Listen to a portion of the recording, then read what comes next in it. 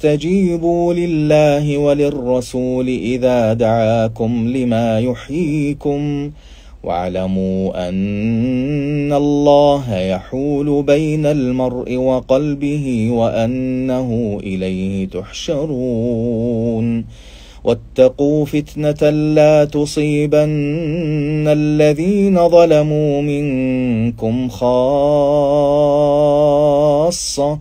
واعلموا أن الله شديد العقاب. واذكروا إذ أنتم قليل مستضعفون في الأرض تخافون أن يتخطفكم الناس فآواكم وأيدكم بنصره ورزقكم من الطيبات لعلكم تشكرون.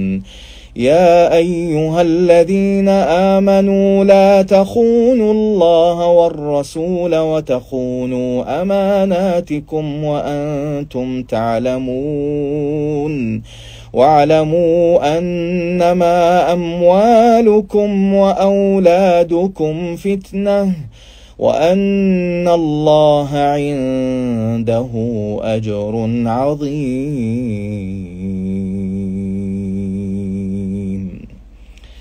تقبل الله مني ومنكم، وأسأل الله لي ولكم الرفعة وبلوغ